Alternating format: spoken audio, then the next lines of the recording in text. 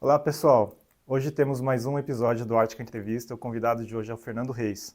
É um empreendedor serial, formado na Exalc, maratonista, Sim, fiz agora uma, né?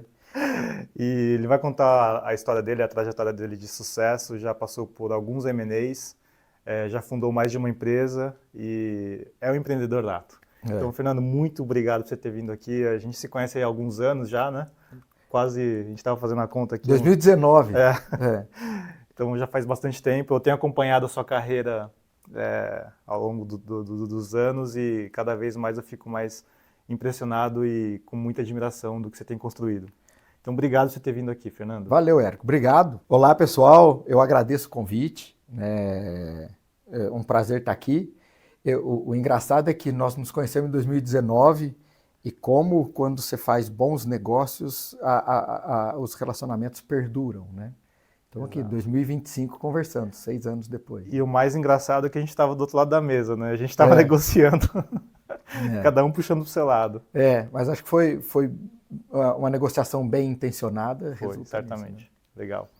Mas, Fernando, então conta pra gente aqui, para as pessoas que ainda não te conhecem, como o Pepônio, enfim, É, como é que chegou até o Pepônio, né? Mas conta um é. pouquinho da sua história lá do interior de São Paulo, da sua formação, a influência dos seus pais, enfim.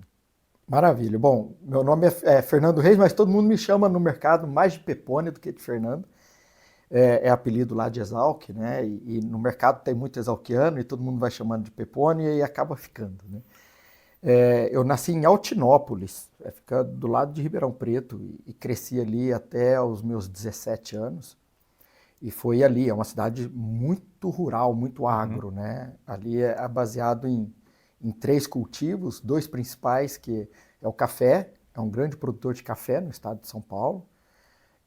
Tem também o cultivo da cana, numa outra parte do município, que vai indo mais para o lado de Ribeirão Preto, naturalmente tem muita cana.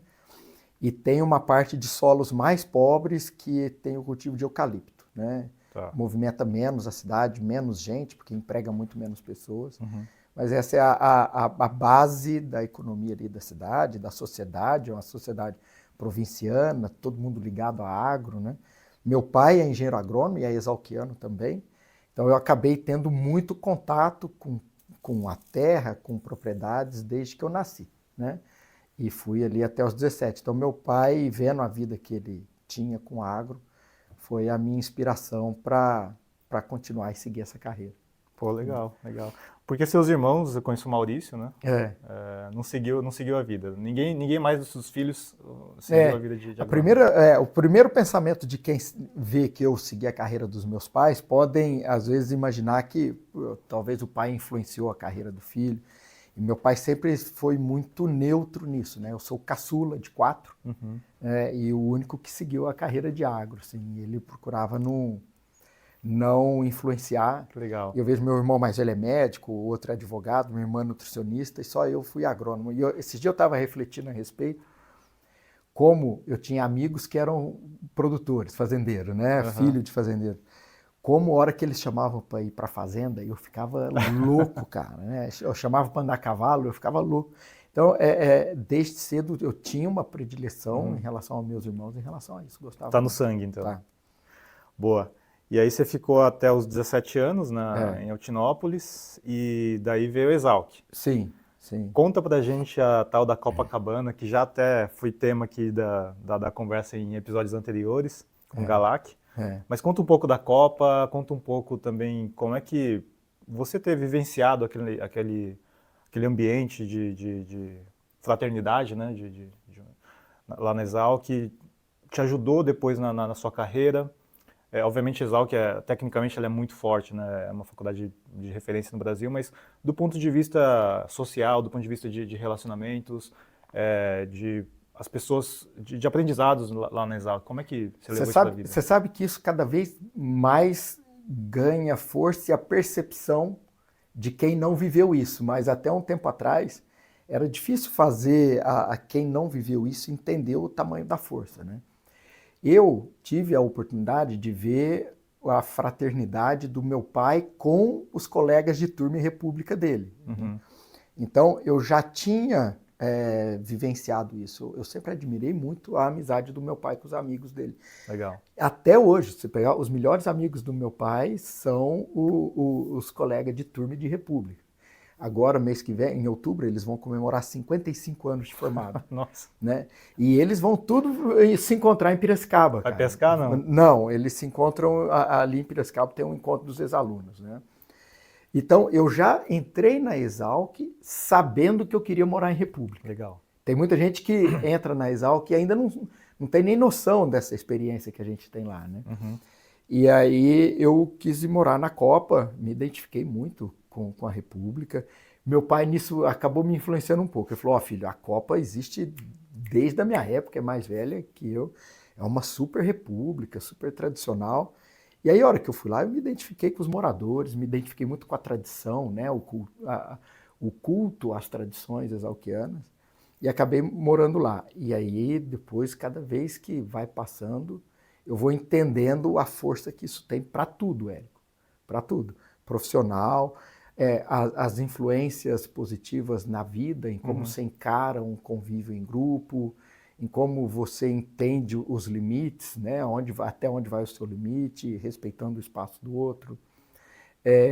Então, a parte de viver com pessoas de culturas diferentes, de condições financeiras diferentes, e ali isso é tudo a mesma coisa dentro da República, né? Então, tudo isso O Roberto Rodrigues, que é um expoente exalquiano, que morou em República também, ele chama a República de microcosmos da vida, né? Então, a República Exalquiana. Então, eu acho que é isso, um grande aprendizado condensado em 5 anos, né, de convívio com o pessoal. Fantástico, legal, legal. Fica aí a dica para quem for fazer Exalc. Vai morar em república, dê preferência para as repúblicas tradicionais. Essa parte das tradições, elas pesam muito, assim, né? Legal. E espero que vocês, quem for fazer Exalc, que possa lembrar disso aí que eu estou falando. Fantástico. E daí você saiu da Exalc, já está no seu DNA de gostar do campo, né? Daí você foi trabalhar no campo. Como é que... Conta um pouco da sua carreira profissional daí. Tá, eu vou falar mais um pouquinho, depois se vocês quiserem cortar aí e ver como que encaixa. Mais um ponto da importância das repúblicas e da rede de contato, até como isso reflete profissionalmente. Antes de mim, você entrevistou o Galac aqui. Foi. Que é meu sócio na Gênica. Exato. Né? Só existe o Galac na Gênica porque ele morou na Copacabana. Né? Eu conhecia ele desde a República, ele é, acho que 10 anos mais novo que eu, né? Mas quando ele entrou na Copa, eu conheci o Galac, eu vi que ele era uma pessoa muito diferente das outras, assim, em todos os aspectos. E eu falei, uma hora eu pego esse bicho e ele vai trabalhar com a gente aqui, né? E aí ele começou a trabalhar em outra empresa concorrente da Gênica, se destacou. A gente trouxe ele para a Gênica, hoje é sócio nosso, é CEO da Gênica e está fazendo um trabalho brilhante. Não existiria essa configuração Gênica com Galac, Peponi, se não fosse a Copacabana. Legal, legal. Já ajudou bastante, então. Só aí já valeu muito a pena. Legal. E aí, Fernando, saindo da Exalc, você não começou como empreendedor, né? Você teve sua experiência ali de vida corporativa. Conta um pouquinho pra gente como é que foi até você chegar essa é uma passagem interessante, cara, porque assim, eu sou filho de funcionários públicos, né? Meu pai é engenheiro agrônomo, trabalhou na Secretaria de Agricultura do Estado de São Paulo, né, na antiga Casa da Agricultura, né? E minha mãe é educadora, era professora, alfabetizadora da prefeitura ali de Altinópolis. Então, eu não tive dentro de casa um ensinamento empreendedor. A única coisa que eu lembro de sapiência do meu pai, ele falava assim, filho, eu não vou querer te ensinar a ganhar dinheiro, não espere de mim isso. Né? Certo. Eu não ganhei, então eu não vou ser um bom professor. Entendi. Isso você vai ter que aprender lá fora com a vida. E às vezes você vê muito pai que não é tão bem sucedido no ponto de vista empresarial querer ensinar filho como é que tem que fazer. Então, acho que meu pai foi sábio nesse momento. E aí, eu saí e fui ser vendedor, né? Fui ser vendedor de adubo lá no Mato Grosso. Eu tinha comigo que eu queria ir para o Mato Grosso. Isso era 2003 para 2004. Eu vi o Mato Grosso voando, ainda estava longe de ser o que era hoje, né? Uhum. Do que é hoje, mas eu sabia que as oportunidades estavam lá. Eu acho que foi uma das decisões mais acertadas da minha vida, né? Querer ir para o Mato Grosso. Aí o que aconteceu? A hora que eu cheguei lá, eu comecei a ver gente se dando muito bem, empreendedores que chegaram lá sem nada e se arriscaram, montaram os seus negócios, né, e se deram muito bem, né, estavam muito bem de vida. E eram profissionais e empreendedores que, do ponto de vista de formação, Sei. de uma base técnica, menor que a minha. Eu falava, poxa, eu preciso arriscar, eu preciso em algum momento tentar, Aham. né? Sim. E aí eu acho que esse foi uma decisão sábia, ter ido para o Mato Grosso, ter visto esses empreendedores, eles foram minha inspiração, Uhum. né, para empreender, né, que eu olhei e falei que dava para fazer também, por que não? E aí o ponto é, a hora que eu vejo a minha formação, Uhum. né, e eu comparo, por exemplo, com alguns profissionais aqui da Faria Lima, que é um lugar já que o mercado está muito maduro, né? Eu vejo um nível de formação altíssimo aqui. Os advogados daqui, os profissionais do mercado financeiro daqui. Se eu formasse e viesse para cá, eu estava morto para competir. É um nível de competição altíssimo. Lá no Mato Grosso, cara, eu conseguia me destacar, né? Era um mercado ainda em formação. Então, acho Perfeito. que isso também contou, Uhum. né? Ali, em termos de nível de competição, informações, eu consegui me destacar, né? E aí, trabalhei 5 anos para os outros, Uhum. né? Trabalhei 2 anos como vendedor da Stoller, 3 anos como vendedor da Produquímica, Perfeito. que hoje, depois de algumas mudanças, Sim. virou ICL, né? E essa minha carreira corporativa, Érico, esses 5 anos, ele serviu para me mostrar que eu não tinha o perfil de trabalhar em empresa, perfil corporativo, né? Eu rapidamente, eu entrava motivado e aí eu não conseguia, eu não sabia navegar nesse mundo Uhum. corporativo, né? Eu queria fazer as coisas do meu jeito e aí daqui a pouco eu tinha que fazer conforme o meu chefe me mandava fazer, e aí eu me desmotivava, assim. Então Entendi. eu tinha uma linha decrescente na empresa. Uhum. Aí foram 2 anos de Stoller, primeiro ano bom, e aí eu comecei a me desmotivar e não fazer como eu deveria fazer, e o errado era eu, não era a companhia, né? Uhum. Uhum. Daí eu decidi trocar e veio a Produquímica. Me fez uma proposta e eu decidi ir para a Produquímica. Cara, entrei super motivado. Falei, cara, achei a empresa que eu realmente sou alinhado do meu jeito de pensar. Comecei bem, e aí dali a pouco eu queria fazer de um jeito, o chefe queria que fizesse do outro. E aí começou a mesma linha decrescente de performance. Eu falei, pô, se eu mudar, eu não vou mudar de empresa de novo, vai ser a mesma coisa. Eu vou viver Uhum. um ciclo. Eu acho que eu não sirvo para trabalhar para os outros, né? Então, se eu não concordo com a empresa, eu vou montar a minha, né? Eu estou vendo gente aí montar e dar certo. E aí foi quando eu montei um projeto, apresentei para os meus primeiros 2 sócios, né, na Fest Agro, eles acreditaram no projeto. Acho que tem um lado de gratidão minha em relação a eles, Uhum. de ter acreditado, apostado, financiaram aí Legal. os 2 primeiros anos da empresa. Talvez eu não teria essa oportunidade se eles não tivessem feito. E me deram carta branca para eu realizar o projeto. E eu nunca tinha liderado uma formiga até então, né? Você imagina, se o cara sai de vendedor, de RTV, para empreendedor, para empresário. Sim. Então, tinha um monte de coisa do ponto de vista de gestão que eu ainda não tinha vivenciado, né? Tive que Impressionante. aprender na marra. A única coisa que eu fiz vendendo meu peixe aqui, e eu realmente me preparei, eu fiz um MBA em E gestão empresarial. você encontrou sua esposa lá, não Foi foi? lá também, foi duas entregas importantes do MBA. Um pouquinho mais de preparo para empreender e depois a minha esposa encontrei lá, né? Legal, legal. Fernando, para quem não conhece, o que a Fest Agro faz, ou fazia, que agora mudou de nome, né? É, Mas, é a linha de fertilizantes especiais. Isso lá atrás era conhecido como micronutrientes. uhum, Né? São nutrientes que as plantas demandam em quantidades menores. Para dar uma ideia, né? Os macronutrientes, nitrogênio, fósforo, potássio, cálcio, enxofre, a planta exige em quilogramas por hectare. 100 quilogramas, 90 quilogramas. E os micronutrientes, eles são tão importantes quanto os macronutrientes, são essenciais, senão a planta não completa o ciclo de vida dela, só que as plantas exigem na escala de gramas por hectare, né? E aí a gente começou nesse mercado, é um mercado que tem uma barreira de entrada menor, macronutrientes, impossível entrar, não é um lugar nem para milionários, é para bilionários, né? Então a gente entrou na linha de fertilizantes especiais, que é o nome que se dá hoje para o que eram micronutrientes, e foi ali a nossa primeira aventura. Hoje, né, já é um mercado consolidado, mais maduro. dificílimo eu não começaria uma empresa dessa do zero de novo, nem depois de vencido no Compete. Você lembra quando a gente estava negociando no Compete? E aí... O medo danado do Fernando com dinheiro. E aí a turma falou, não, ó, Fernando, 2 anos, não, 3 anos, não, ó, o pessoal tá pedindo 5 anos.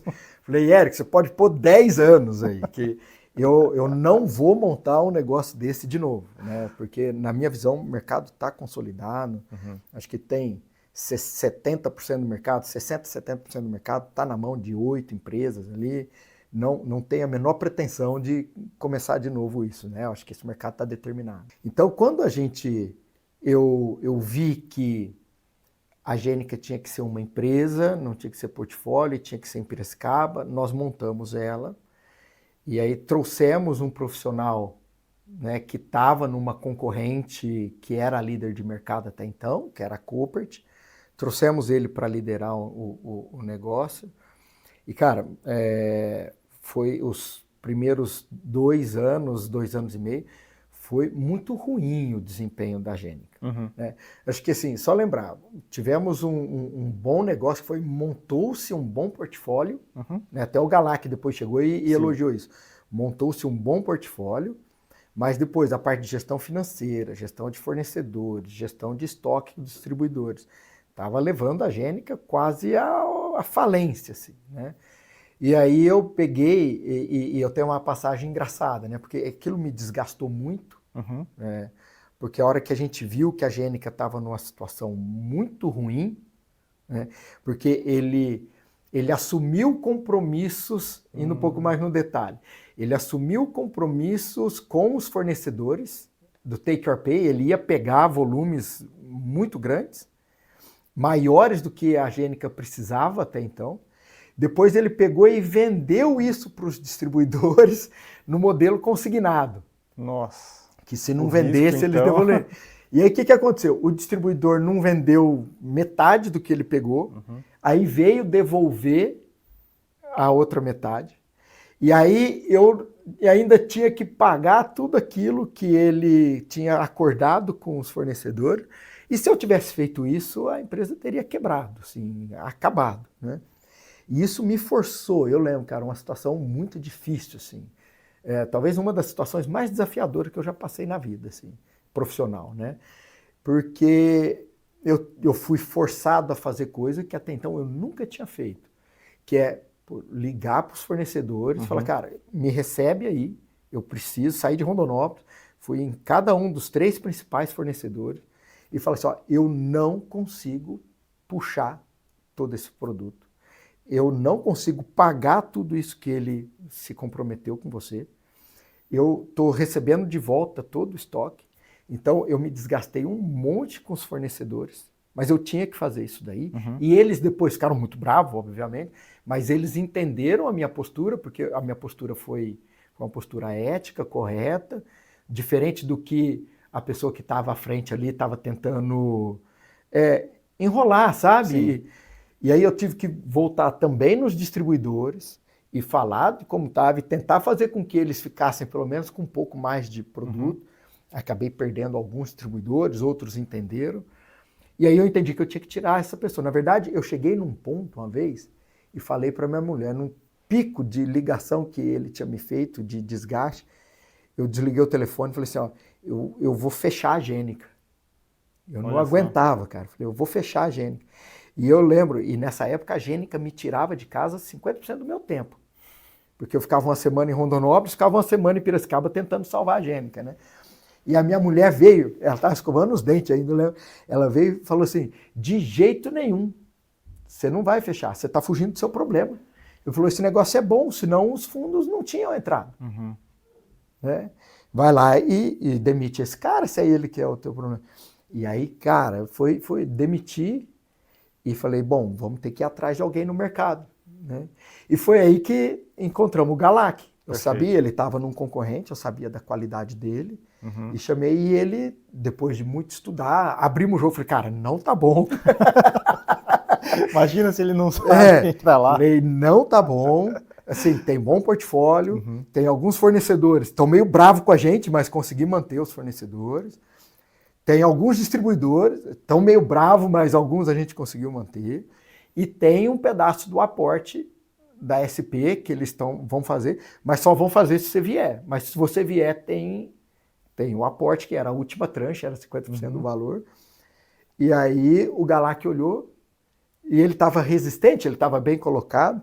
Daí eu lembro da frase que eu falei para ele. Falei, ô Galac, deixa eu entender, ele me deu um não. Eu falei, bom, beleza. Me chamou para tomar um café lá em Ribeirão Preto, me deu um não. Falei, tá bom, Galac, entendi seu não, não tem problema. Agora, dado o não, eu vou te falar uma coisa como Copacabanos. Falei para ele. Falei, você é filho de pai rico? ele falou, não. Eu falei, você é um cara bom de mercado? Sim, você se considera um cara, uma boa posição, que tem uma alta empregabilidade? Ele falou, sim. Se você vier aqui para a Gênica e der errado, se quiser voltar para o mercado, você tem medo de não se colocar? Ele falou, não. Então, cara, você está com quantos anos? Ah, estou com 28. Então, Galac, perfeito. Você não tem nada. Um amigo meu que falava essa frase. Para quem não tem nada, voltar para o nada não custa nada, né? Eu falei, então tenta, cara. Essa eu não sabia, dessa história eu não sabia. Eu falei, é a tua oportunidade. Agora, beleza, eu já entendi. Aí ele ficou reflexivo, assim, né? E fomos embora. Eu fui para casa da minha irmã lá em Ribeirão. Deu umas 2 horas depois, sim, ele me ligou. Ele falou, ô Pepone, ele tinha recém-casado, tem isso também, né, cara? O cara acabou de casar, vai tomar um risco desse, né? Só que daí ele ficou reflexivo, ele foi lá e foi conversar com a esposa, com a Braque, né? Eu acho que ele conversou, daí de 2 horas ele me ligou e falou, ô Pepone, você não janta com a gente hoje? Eu falei, claro. Ele falou assim, você não fala pra Braque tudo que você me falou no café? Então precisa ter um trabalho de convencimento do Galac e da Braque, né? E aí eu falei, mas eu fui super de peito aberto, cara. Tipo assim, se vocês não quiserem, eu entendo perfeitamente, sei dos desafios que tem. E aí eles toparam, cara. Legal. Foi super legal. E aí o Galac foi no meio de 18. Ele pegou numa situação catastrófica e já entregou no azul. Não sei se você lembra. Lembro. Entregou no azul lá, cara. Eu até comentei com ele quando ele esteve aqui. Ele falou assim, cara, o Fernando, acho que ele não deve ter falado pra você, mas assim, uma das coisas que mais me marcou no nosso início de conversa foi que você falou assim, cara, encontrei o cara que vai resolver o problema da Gênica. Era quando você tinha acabado de contratar o Galac. Era uns 6 meses depois. Eu te falei isso? Você me falou. Ele falou, cara, pô, porque eu lembro toda essa história da Gênica, dos momentos difíceis, e eu falei pro Galac, o Fernando, no comecinho já do seu relacionamento com a Gênica, ele falou, cara, achei o cara que vai resolver o problema. Ele tá lá até hoje, né? Pegando voando. E crescendo. E olha o profissional que virou, né? Pois é, exato. É impressionante como é que ele entrou super cru, né? Assim, com pouca experiência, na verdade.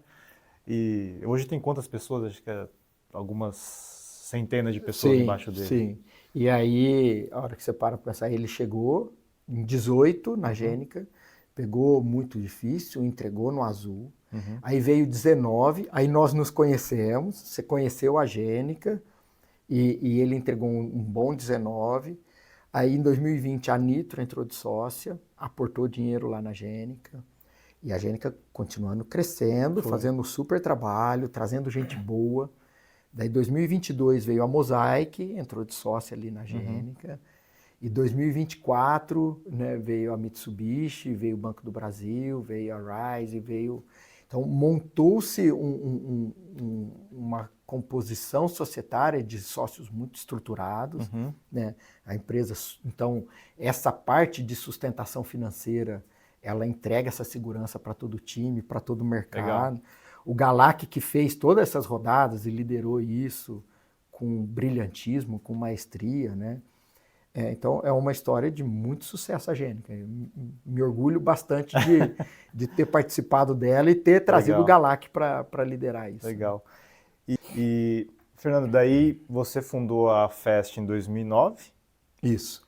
e veio a Gênica depois 2015. de uns 6 anos. Como que foi essa história da Gênica também? Acho que a Fest está mais clara, porque você já estava ali no mercado, né? Eu fiz, a Fest é importante saber também, eu não empreendi do nada, né? Eu trabalhei com nutrição de planta e adubação minha vida inteira.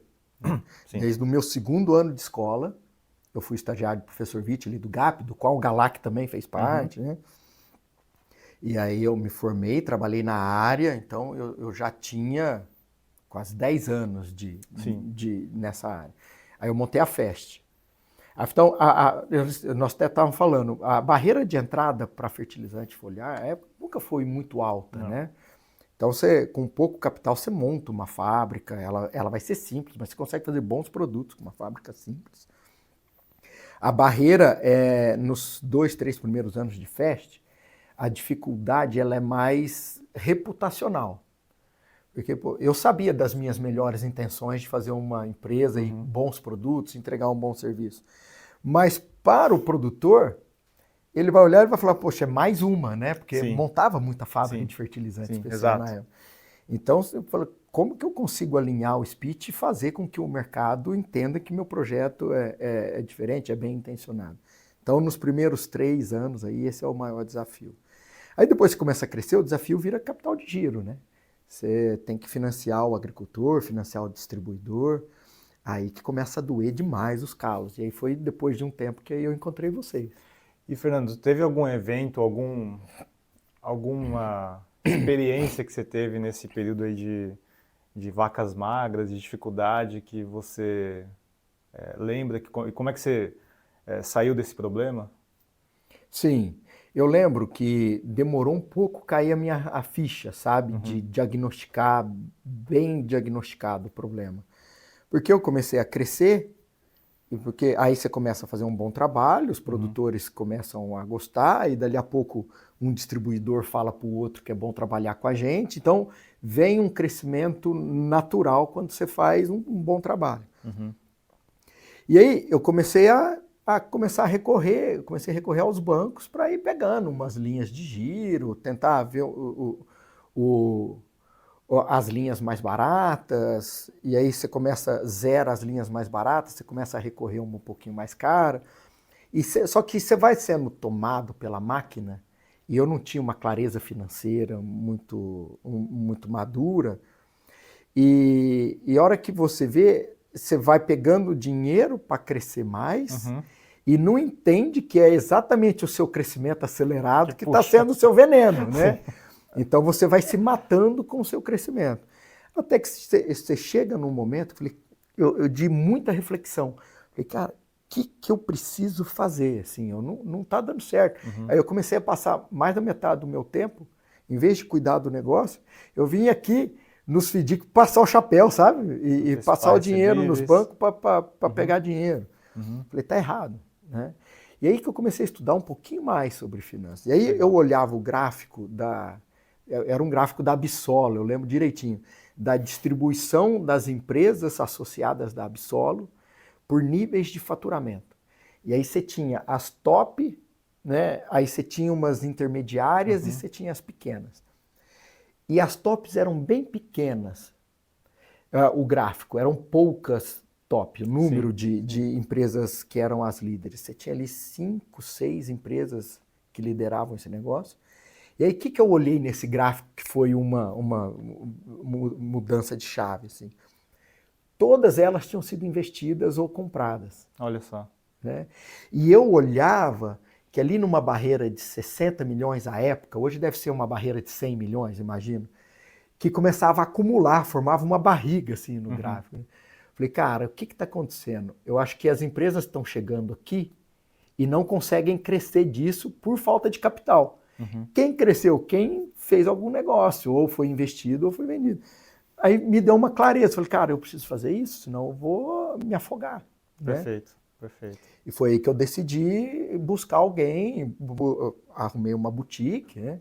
Para daí ela me ajudar a ver alguém no mercado que tivesse disposto a investir ou comprar a gente. Legal, boa. Bela história, bela É, história. é. E da Gênica, como é que surgiu A a Gênica, ideia? Érico, olha que loucura. A gente montamos uma festa em 2009. Ali em 2012, 2013, deu uma praga muito forte na Bahia, que era a lagarta helicoverpa, né? E também ali naquela mesma região começou a ter alguns problemas por questão de altitude, tudo, Sei. de mofo branco, Sei. doença de solo. E aquela região ali foi onde as primeiras empresas de biológico começaram a crescer muito. Olha só. Né? E a gente já atuava naquela região. Depois do Mato Grosso ali, a primeira região que a gente abriu foi o oeste da Bahia, Luiz Eduardo Magalhães. E aí eu comecei a ver essas indústrias de biológico. E eu era meio cético em relação a isso, Sim. sabe? Eu não sabia que tamanho que isso ia virar. Uhum. Eu já tinha visto umas iniciativas anteriores a essa, que nunca tinham decolado, né? E aí um dos sócios nosso falou, Fernando, olha para isso. E tinha mais um gerente que ficava lá na época e os vendedores que ficavam naquela região começaram a me pressionar.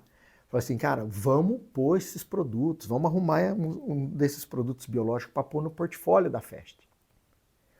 E aí eu resistia, né? Porque eu sei que isso dá um efeito de distração gigante dentro do que a gente já tinha que desenvolver mercado na Fest, no mercado de nutrição, de especialidade. E eu resisti um monte, assim, sabe? Só que enquanto eu estava resistindo, esse negócio estava só crescendo. Uhum. Né?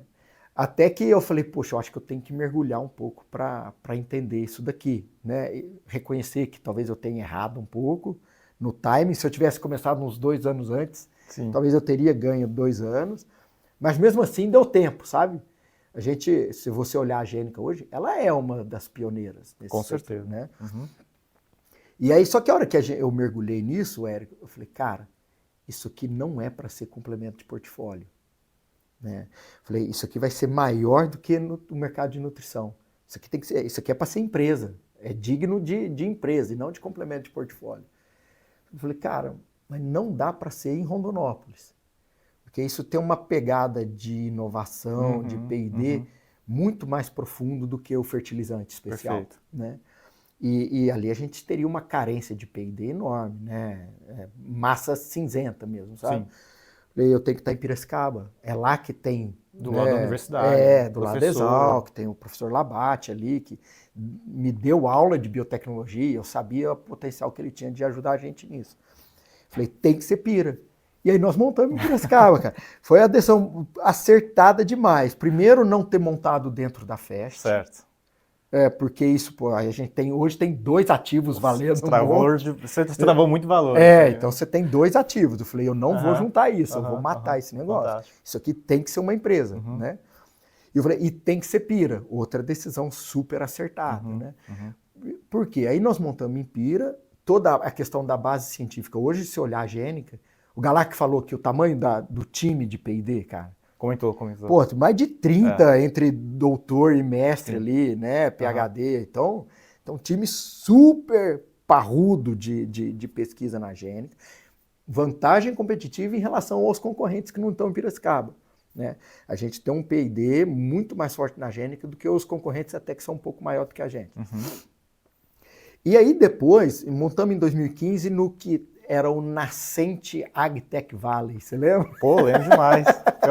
Várias vezes lá. E aí eu também era, como eu não sei se sou meio conservador, eu sou arrojado por um ponto, mas conservador ou cético com algumas iniciativas. Eu não acreditava muito que esse AgTech Valley ia virar, né, aquilo. Só que o Carioca, um exalquiano que estava liderando aquilo, ele me ligou e falou, pô, Pepone, pega o selo aí, vira uma dos membros, né? Eu peguei, falei, tá bom, Carioca, vamos lá.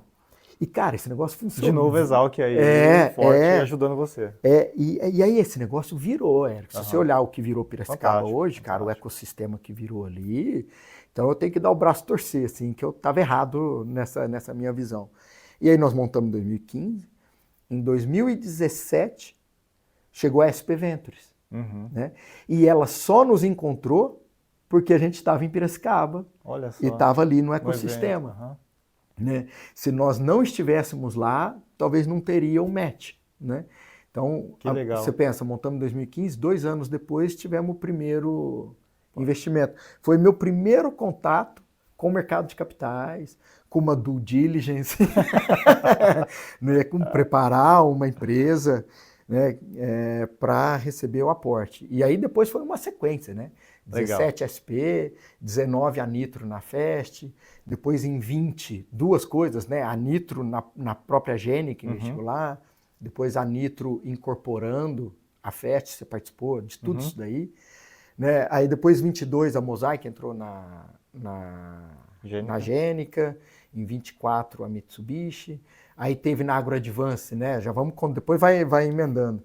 Né, mas falar um pouco da linha do tempo com o mercado de capitais e com essa questão de investimentos.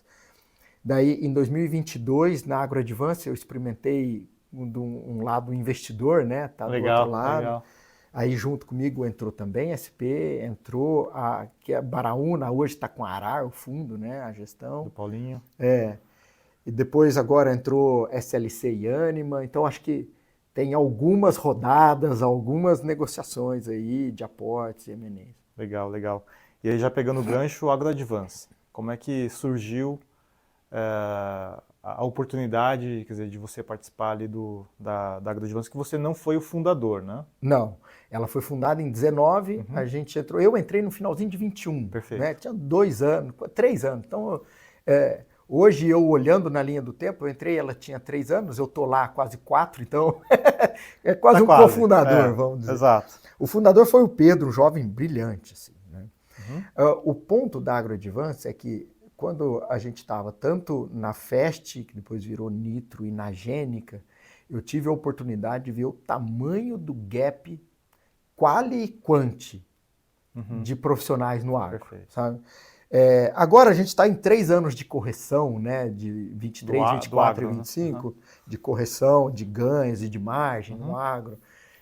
O cenário está mais desafiador.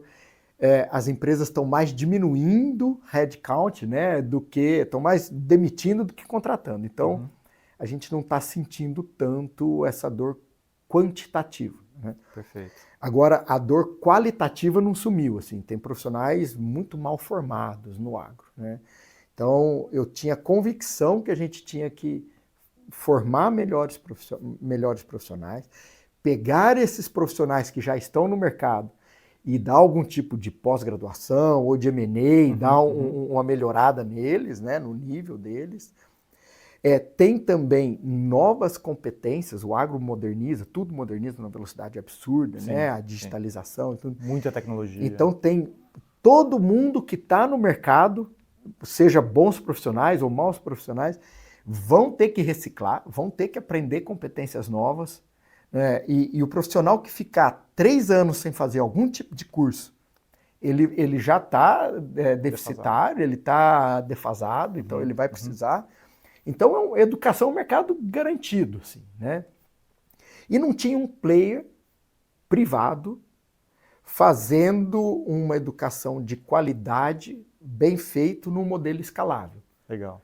Né? Então, porque você precisa ter algum player que consiga resolver essa dor quantitativa, né? Porque tem polos de boas educações, você tem Exalc, você tem Unesp, você tem algumas federais, mas algo que forma 140 profissionais por ano, né? Não tampa o buraco do dente, assim, né? De carência de número de profissionais. E aí a gente viu que alguns players, o que eu vi, a AgroAdvance estava fazendo um trabalho brilhante, com professores extraordinários, os melhores do mercado, e tinha um modelo que escalava. Falei, cara, é o player certo. Falei, cara, eles me chamaram por conselho, né? E aí, a hora que eu vi, eu tinha recém saído da operação ali do dia a dia, né, da Nitro, feita a transição. Eu ainda estava procurando alguma coisa para eu fazer. E eu me apaixonei. Quando eles me apresentaram a tese para o conselho, eu olhei e falei, cara, eu adorei, mas eu entro se vocês, por conselho, eu aceito se vocês me deixarem investir, né? E eu acho que eu trago mais alguns investidores juntos comigo aqui, né, nisso. E aí eu apresentei a tese para a SP já tinha olhado eles, tinha adorado a tese, só que a SP achou que falou, pô, faltam uns cabelos brancos aí, né? Os founders eram extraordinários, mas muito crus, assim, sabe? Aí o Chico falou, ó, Fernando, se você entrar para a operação, para o dia a dia, eu não sei como é que você está, o que você está querendo fazer, nós estamos super comprados. Aí fortalece um pilar que a gente achou que estava meio manco, assim, né? E aí eu entrei para o dia a dia. Aí conversando com o Paulinho um dia lá em Piracicaba, ele pegou... Da Baraúna, né? Ele olhou a tese, a gente falou para ele, né? Falou, pô, Fernando, abre um espaço para mim aí, cara, né? Deixa eu entrar que eu gostei, né? Aí eu defendo lá com o comitê nosso, mas acho que tem uma disposição.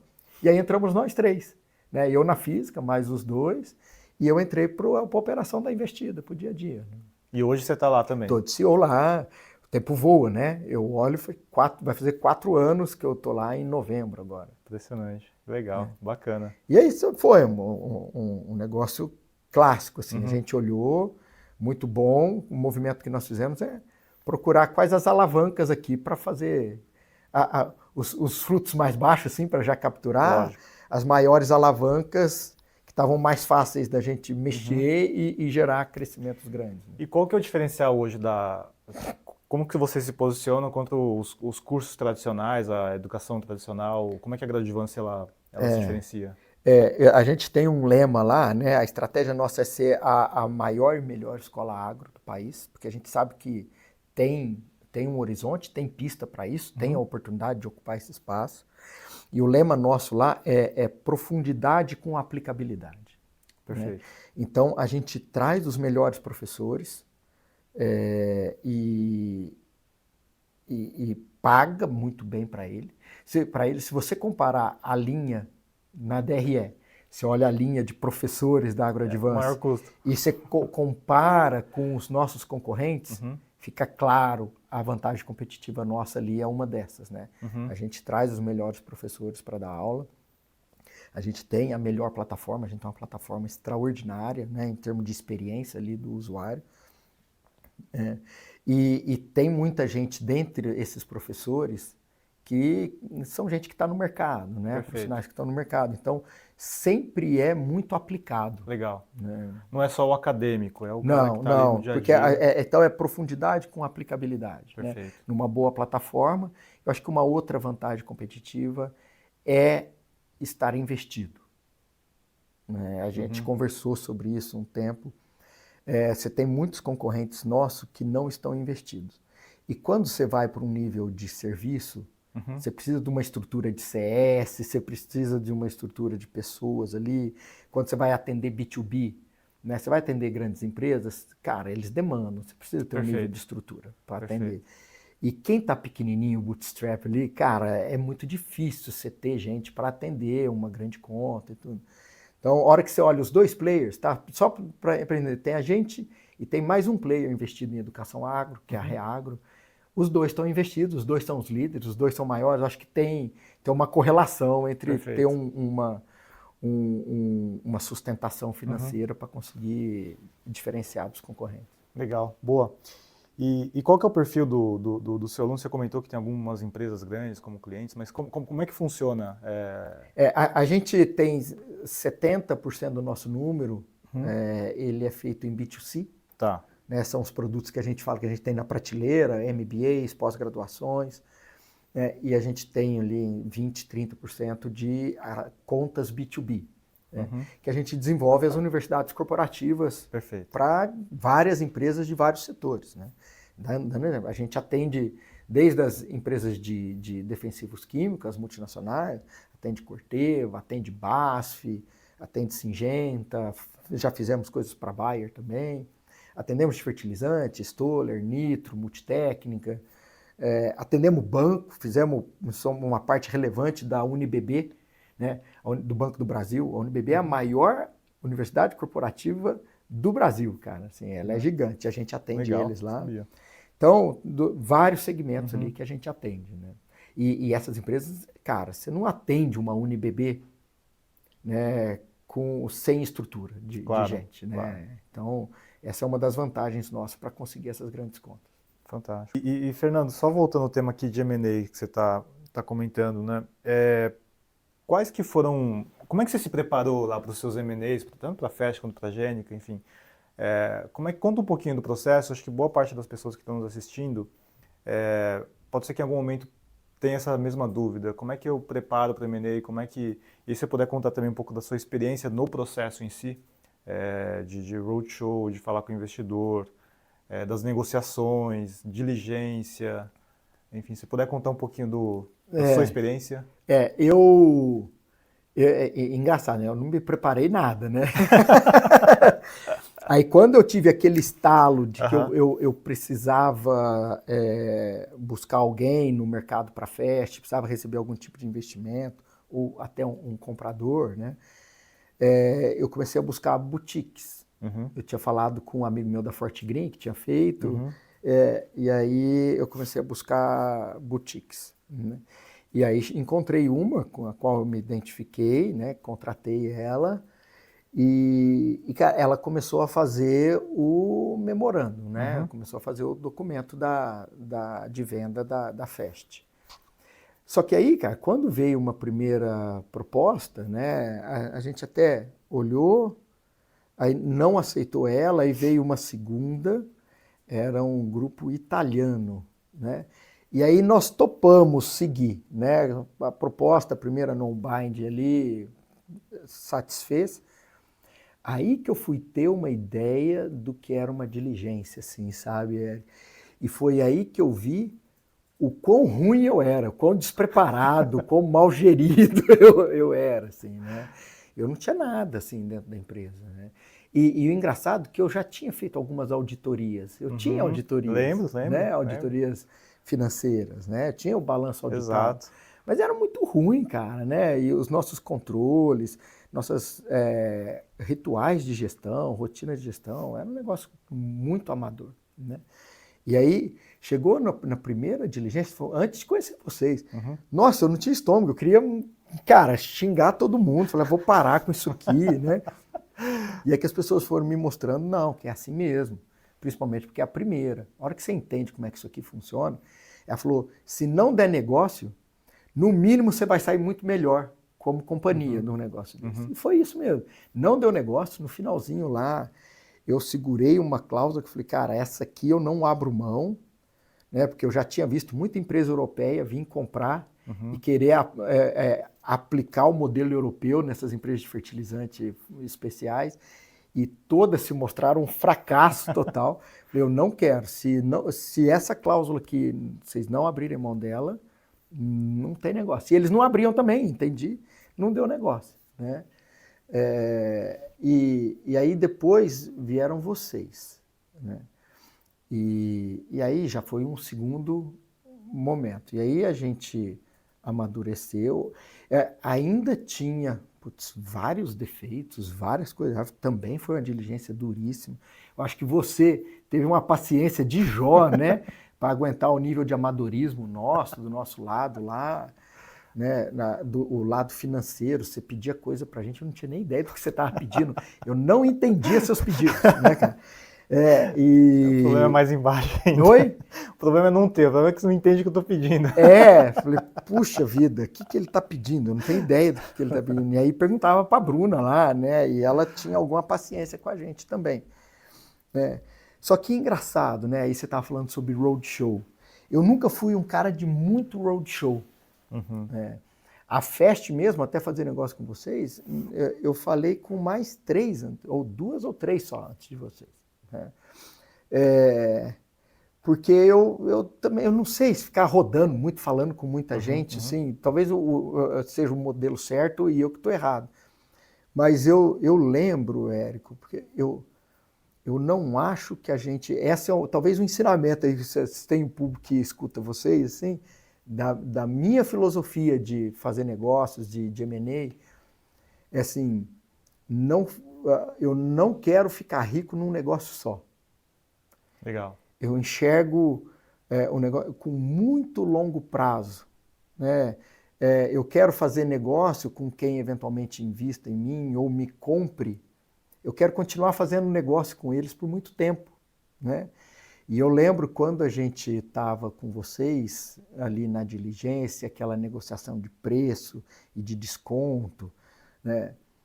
Teve diversos momentos muito estressantes, lembra? Sim, lembro. Né?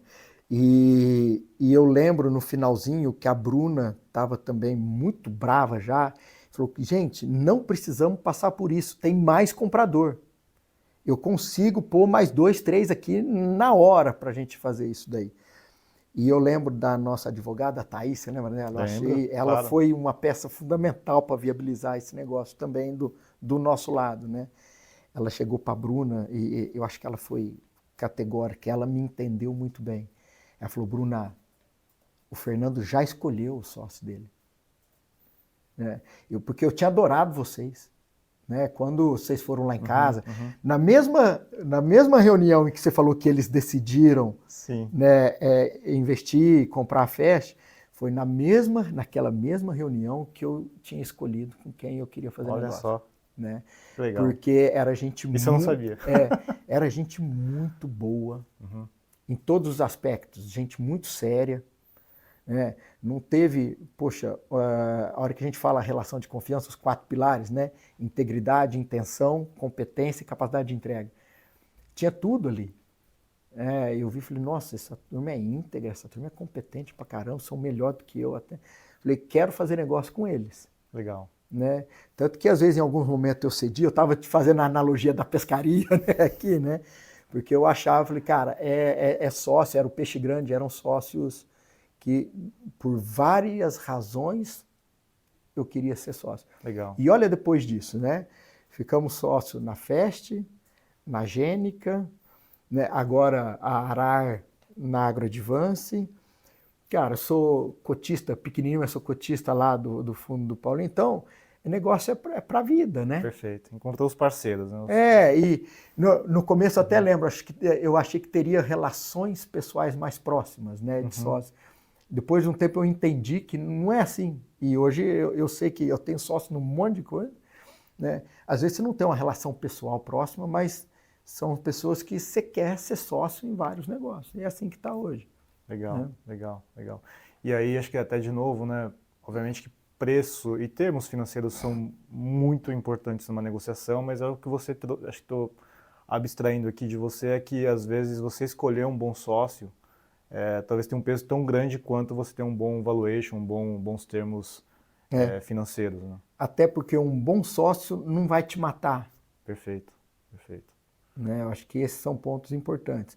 Se você sentir que o cara quer te matar demais, aí talvez não seja um bom sócio. Né? Quando você entende que tem boas intenções ali nas negociações, você percebe isso. Né? Legal, boa. Bom, eu percebi, posso estar enganado ou posso estar míope, eu percebi Não, isso. certamente. Eu concordo com você 100%. E, Fernando, falando um pouco aqui de futuro, acho que você é uma pessoa extremamente envolvida e imerso no agro, né? Quais as tendências aqui no agro que a gente tem para os próximos anos que mais te empolgam, que te dá brilho nos olhos de seguir no setor? Imagino que tem a inteligência artificial entrando muito forte. Cara, tem um lado de bio, né, não só biológico, biotecnologia, que tá hypado, todo mundo tá falando, mas a gente ainda não sabe o teto disso. Certo. Acho que tem uma quantidade de tecnologias e de adoção pelo produtor que a gente não sabe. A gente sabe lá no Galac, na Gênica, o pipe de inovação e de coisas que estão vindo, que, cara, vão destravar várias avenidas, né? Vários novos setores. Então, esse é um. As pessoas, todo mundo está falando, mas ninguém sabe ainda o teto. Agora, inteligência artificial, eu estou meio mergulhado nisso, né? Porque é um negócio que teve uma tentativa da agricultura digital há uns anos atrás, que as coisas patinaram, porque ninguém teve preocupado em arrumar a cozinha antes, né? Tem todo um trabalho de dados que precisa ser organizado. Estou falando no agro dentro da porteira, tá? Uhum. Que é o produtor que driva, tudo orbita em volta do produtor rural. Tem um trabalho de dados para ser feito, Érico, gigante, assim, né? Então, as pessoas ficam olhando muito para soluções de AI, da agricultura digital, considerando que o produtor tem o ERP dele, tem o Solinftec ou qualquer outra telemetria, o Operation Center da John Deere, que tem as estações meteorológicas ali com o sistema, tudo pronto, né? E a gente é produtor lá no Mato Grosso, né? A família da minha mulher, eu sou amigo de todos os produtores, vários produtores, são meus melhores amigos, todos são produtores. Eu conheço a cozinha. Cara, tem um trabalho hercúleo para ser feito na sanitização, na organização de dados, né? Para daí, você fala para os produtores, por exemplo, de data lake, data warehouse, eles não têm a menor, 99,9% não sabem do que está se falando. Entendi. Né? Então tem esse trabalho de preparar isso. Eu acho que aí tem uma oportunidade grande, né, de criar os melhores conectores, e os conectores que são mais fáceis de se conectar em cada um desses ERP e criar ali o agregador. Essa figura, não estou reinventando a roda, né? Já existe isso. É quem vai conseguir fazer isso. Perfeito. Já tem algumas empresas que parece que estão fazendo bem feito, estão errando feio no acesso ao mercado, estão errando feio em precificação, mas tem muito espaço para fazer aqui ainda, né? Então eu acho que esse é um dos pontos assim que tem para crescer em água. E eu acho que uma outra tendência forte, Érico, e que eu não sei ainda por que ainda não, eu estou vendo os primeiros movimentos de destravar, assim, ó, que é o produtor rural brasileiro. O modelo nosso hoje que existe ainda é um modelo de cadeia de fornecimento de insumos, a cadeia de grãos, por exemplo, vou falar de grãos. Sim. Ela é meio um modelo importado também da Europa, igual a gente... Europa e Estados Unidos, igual a gente importou primeiro o modelo de produção deles com arado, com grade, Sim. E depois a gente veio e tropicalizou e adaptou para o modelo brasileiro de plantio direto. A gente importou esse modelo de cadeia, né? Qual é a diferença? O produtor brasileiro, ele é gigante, cara. Sim, né? Você não tem esse produtor de 4 mil hectares, 5 mil hectares. Eu não estou falando nem dos mega de 300, 400 mil hectares, 500 mil hectares. Eu estou falando de produtor 5, 10, 15, 20, 50 mil hectares. Tem vários no Brasil. Sim, então, muitos. Familiares e tudo mais. Esse pessoal, Érico, agora eles estão se movimentando. Lá em Sinop tem uma iniciativa de alguns produtores que se uniram para avançar na cadeia. E estão montando suas plantas de etanol, de milho, estão fazendo... Legal. Então, eles estão avançando na cadeia. Como cooperativa ou... eu não sei se deve ser uma cooperativa, é um grupo de 20 e poucos produtores. Legal. Eu sei de uma iniciativa parecida ali em Rondonópolis, que é onde eu moro, que tem uma tentativa de se fazer ali. Mas o produtor, ele pode tanto avançar na cadeia, como ele pode adiantar na cadeia. Né? Eu costumo falar que, se juntar 10 produtores do Mato Grosso, 50 mil hectares, eles põem qualquer indústria de defensivo de pé. Sim, é muito grande. Eles viabilizam qualquer indústria. Sim. Né? E eu fico me questionando. Eu falo, cara, será que eu posso ser o pivô disso aqui e organizar isso e adiantar na cadeia? Eu acho que tem um valor ali para destravar gigante. Eu acho que tem um valor muito grande para ser feito ali. É um desafio. Eu já estou vendo alguns produtores desse tamanho que eu estou falando. Sei. Eles se juntaram, estão trazendo ativos da China e Índia. Direto, produtor rural, registrando o produto e trazendo de lá. É um primeiro movimento. Entendi. De adiantar na cadeia. Porque não obrigatoriamente a indústria deles precisa estar no Brasil. Pode estar na Índia, pode estar na China. Mas eles têm algum tipo de participação e de sociedade lá. Eu acho que tem tudo para o produtor brasileiro fazer isso. Sabe a analogia do elefante? Quando é novinho, fica com a corrente no pé, e depois que ele cresce, ele continua acorrentado, ele não sabe que um movimento dele, ele estoura essa corrente. Eu acho que Entendi. tem um modelo parecido com isso aqui no agro. Legal, legal. Aí vai uma mega oportunidade, né? Para os primeiros que se posicionarem nesse negócio. Mas você já está dando aqui o caminho das pedras, hein? Não sei, não sei. Pode ser outros fazerem, né? Eu me questiono por que uma Coamo não faz, uma Cooper Citrus não monta uma indústria dessa para os produtores deles. Que são também bilionárias, né? São empresas que fazem muito faturamento e tem porte, né? Fernando, e só para finalizar, se pudesse dar uma dica para quem está assistindo a gente aqui, está começando a carreira e quer começar a empreender no mundo do agro, quais dicas que você daria para uma pessoa como essa, olhando para frente, dado todas essas tendências que você acabou de comentar e tudo que você já vivenciou também, né? Bom, a primeira, sim, se puder se preparar para abrir uma empresa, né? Entender um pouco como funciona isso. Mas muitas vezes, e a mentalidade e o perfil empreendedor, muitas vezes não espera. Né? Às vezes tem uma oportunidade ali, e eu já vi isso, o empreendedor vai e fala, cara, eu acho que tem uma oportunidade que eu vou montar. Né?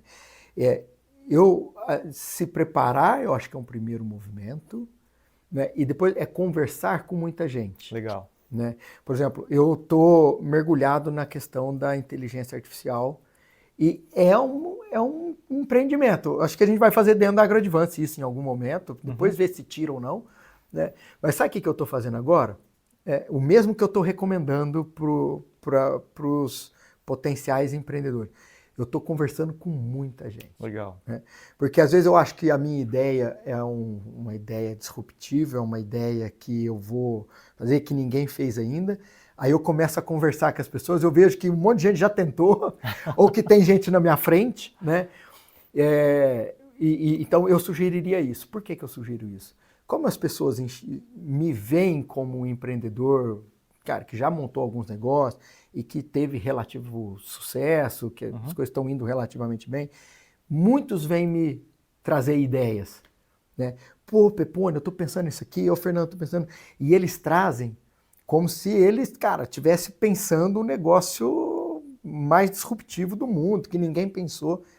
E eu sei de um monte de gente que já está fazendo algo, que está na frente dele, tem solução boa. Cara, dá uma estudada um pouco melhor, que tem gente fazendo isso já e fazendo bem feito. Você já nasceu atrás das pessoas. Né? Não que não dê. Você pode nascer atrás, cara, e ter um acesso ao mercado muito melhor do que o teu concorrente, ser mais rápido do que ele e ultrapassar. Mas dá uma checada nisso antes. E outra dica hoje já existe um mercado de venture capital muito mais estruturado do que tinha lá quando eu montei a Fest em 2009. Não existia isso. Né? Vai falar com os fundos. Se você começar um pouco mais estruturado financeiramente, já com investimento, tem as rodadas seed, pré-seed, né? Vai falar com o fundo de venture capital, porque se você conseguir o investimento, você já começa melhor. Se você não conseguir, você conversar com bons venture capitals que vão te sugerir modelos de negócio, vão te questionar o negócio, eu tenho certeza que você vai entender melhor o seu negócio. Só de conversar com bons VCs, você vai montar um negócio melhor, conseguindo investimento ou não. Perfeito, legal, boa. Fernando, muito obrigado pelo seu tempo, de novo uma honra ter você aqui, prazerzão. E eu sei que sua agenda é muito concorrida, mas... É nada, vamos lá, é um prazer. Queria agradecer o papo aqui, foi muito legal, acho que teve muito aprendizado aqui. Muito obrigado, Fernando. Eu que agradeço, uma honra, Érico. Espero que a gente mantenha bastante contato, sempre perto sim. Aqui, hein? Uma hora a Ética vai fazer negócio com alguma empresa nossa aí. Se Deus quiser. Obrigado, viu, gente? Um abraço para todos vocês. Valeu, valeu.